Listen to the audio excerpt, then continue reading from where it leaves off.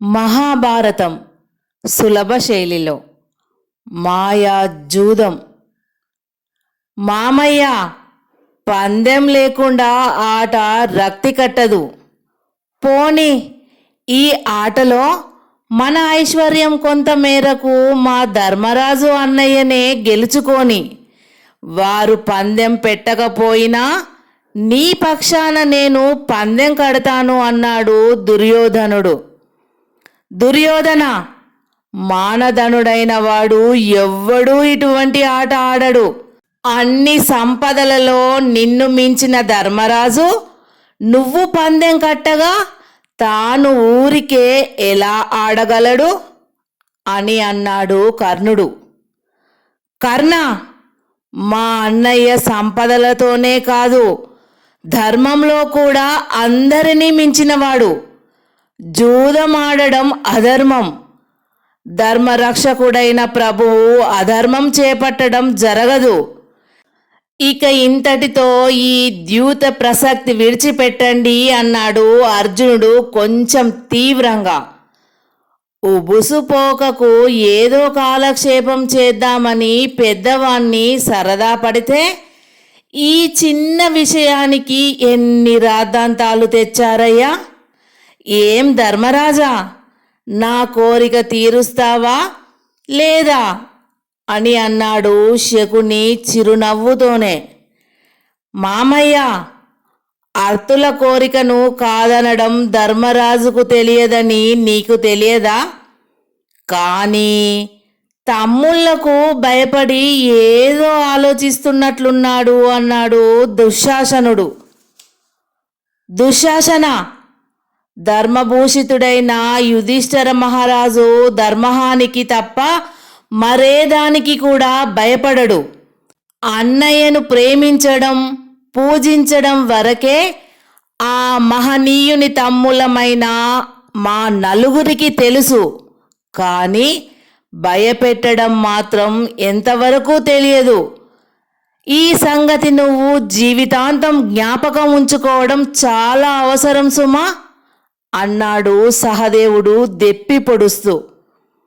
ధర్మరాజా, నువ్వు మాట్లాడవేమయ్యా అని శకుని చేతిలోని పాచికలను గలగలలాడిస్తూ అన్నాడు తిరిగి చిరునవ్వుతో. మామ అంతగా వేడుక పడుతూ ఉంటే కాదంటావా అన్నయ్య అన్నాడు దుర్యోధనుడు కపట వినయంతో. ధర్మరాజు కొంచెం సేపు ఆలోచించాడు. ఒక్కసారి తమ్ముళ్ళ ముఖాలను పరీక్షగా చూశాడు. మానధనులైన వారికి సిగ్గు కలిగేటట్లు తాను వెనుదీయకూడదని నిర్ణయించుకున్నాడు ధర్మరాజు. సరే, మీకు అంత ఇష్టమైతే నేను మాత్రం ఎందుకు కాదనాలి అన్నాడు ధర్మరాజు. అలా అనవయ్యా స్వామి, ఈ మాత్రానికే కొంపలంటుకు పోతాయా ఏంటి అని విషపు నవ్వు నవ్వాడు శకుని. మామయ్య, నీ పక్షంగా 10 కోట్ల సువర్ణ నాణాలను ఫనంగా ఒడ్డుతున్నాను. దుర్యోధనుడు వికసితముఖుడై శకుని భుజం తట్టుతూ అన్నాడు. నేను కూడా 10 కోట్ల సువర్ణ నాణాలను పందెం వేస్తున్నాను అన్నాడు ధర్మరాజు. వెంటనే శకుని పాచికలను సవరించుకుంటూ గలగలలాడిస్తూ పైకెత్తి క్రిందికి జారవేయబోయాడు.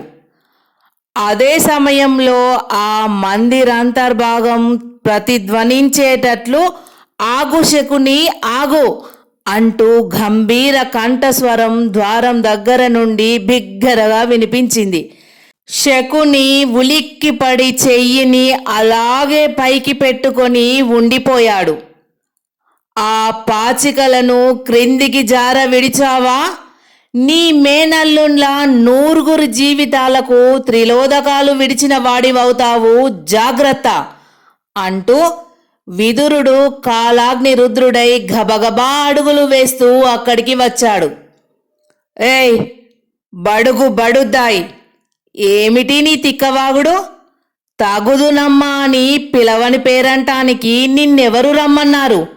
పో, ఇక్కడి నుంచి వెంటనే వెళ్ళిపో అని గద్దించాడు దుర్యోధనుడు. దుర్యోధన, నీ తండ్రి వంటి పినతండ్రిని దూషించడం అవివేకుని లక్షణం సుమా. ఈ దురాగతం నేను సహించలేను అన్నాడు భీముడు కొంచెం కోపంగా. మన పుణ్యం కొద్దీ మన పినతండ్రి అయిన పూజ్యమూర్తిని ఇంతలేసి మాటలన్నావు దుర్యోధన. తప్పు, క్షమించమని ఆ దయామయుణ్ణి ప్రార్థించు అని మందలించాడు ధర్మరాజు. పుత్రులారా, ఈ దుర్యోధనునితో ఇంతకంటే పరుషమైన తిట్లను చిన్నప్పటి నుండి ఎన్నెన్నో తిన్నాను. ఆ బుద్ధిహీనుని మాటలను నేను అంతగా పట్టించుకోను. మీరు నన్ను గురించి బాధపడకండి అన్నాడు విదురుడు పాండవులను చూస్తూ. విదురా, వేడుక కోసం మేము ఏదో ఆట ఆడుతుంటే మధ్యలో నీ ప్రాణాలు పోతున్నట్లు అలా ఆక్రోశిస్తూ వచ్చావేం అని శకుని విదురుడిని చూస్తూ తీవ్రంగా అన్నాడు. శకుని, మేనమామవైన నువ్వు తండ్రిలా దుర్యోధనాదులకు హితం చెప్పాలి, అంతేగాని పెడదారిని పట్టించకూడదు. నేను నా భటుల వల్ల మీ కుతంత్రాలన్నీ ఎప్పటికప్పుడు తెలుసుకుంటూనే ఉన్నాను.